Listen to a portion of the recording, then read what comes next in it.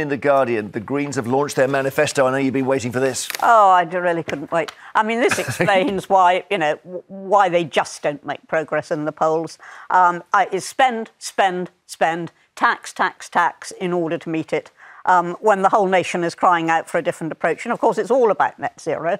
And when you consider that we contribute less than 1% of the world's carbon emissions, to go this far, you might as well chuck a sugar cube in Loch Ness and say, oh, look, I've sweetened the water. Well, you would have sweetened the water. That's the whole point. Well, you wouldn't. Also That's feel the whole good, point. But you feel good about chucking the sugar cube in. You'll feel you've done your bit. Let's have a listen to the co-leader of the Green Party, Carla Denyer, talking about their tax plans for the rich. We can't go on with an economy where most people are working harder and yet getting poorer, while inequality keeps growing. We would overhaul our tax system to make it fairer. At the heart of this would be a tax on the very richest, the top 1% of people, requiring them to pay a bit more into the pot.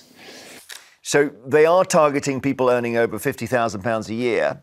50,000, they consider that rich. Well, that may be the top 1%. I don't know. But when you get to people who are undoubtedly rich, who've got assets of 10 million or more, Bobby, they're saying they want to take 1% of their assets every year. Mm-hmm. Now, here we get into the door knocking, because we've got to go knock, knock, hello, that's a nice house, have you got any jewellery? Yeah, that's how wealth tax works. Yes, it is. But the way I see it is, there's two parts. One is sort of, realistically, Greens are never going to get elected, so they can say anything that they think will appeal to a certain part of the population. But a second part is, I think you need parties like them to show what could be possible. Because obviously in the middle, in the centre, there's this jostling for like 1 or 2% either way. But the Greens, again, with young people, my students, they're so popular because they like this vision of an alternative Britain. We may never get there, but I think you need people like them pushing the window. Yeah, no, fair enough. What do you think of I just say the top 1% you're earning, I gather, over 180,000 a year. So, but they are increasing tax on people over 50,000. But go to the top, the 10 people. And these people may not be working. That's what's so interesting. Their income is zero, but they're sitting on 10 million. And it's been an issue for governments up and down the years of, can we get at that money? Well, you've also got to think of things like incentives. You say they're not working, but they didn't get to 10 million without, something in the past, some effort. No, hang on, objection. Well, no, let me at least finish my sentence and then you object. Factual objection. Will you object after my sentence? I want to put something in. I want to talk about incentives. And I think the moment that you start clamping down on wealth, you produce disincentives to people to get rich. OK. That's all. That's all I'm saying. I was only going to say two things. Some of these people have inherited money, think Trump.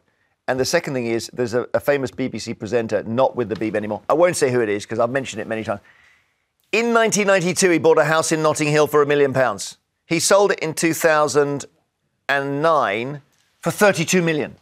Now, I don't believe that 31 million is necessarily earned, is it? It's not earned at all, but so, on the other hand, if he had £1 million to spend in 1992, he was already doing pretty well. He borrowed it. He borrowed it. I mean, it's amazing. But I don't know whether it's fair to start looking at that. I think as a nation, there's so 32. there's so many untapped sources of wealth. As in, the whole point of taxation is we try and redistribute it where we think it's needed. Someone that's, again, that one example there, has sort of experienced a massive growth in property prices, not by being clever, but just being in the right place at the right time. I think the country should be able to benefit from that. Right. You could argue he was clever because he borrowed money in a crash, spent it on a fancy house in Notting Hill, double-fronted or something. And he took a massive risk in doing so. Yeah, you could say that. Yeah, you're coming into my And governments should benefit from the benefits that people get. Yeah, because it's tax-free. That's the thing. It is tax-free at the moment. OK, but maybe if Labour get a 160-seat majority or whatever it's going to be, they can do what the hell they want. They might look at the famous thing that no one dares to look at, which is when you sell your house, taxing you on the profits. Well, because that would cause absolute mayhem. It would cause total mayhem, and I doubt very much from the end it would be a great benefit. Well, but they'll be, if they get a massive majority, they can do anything.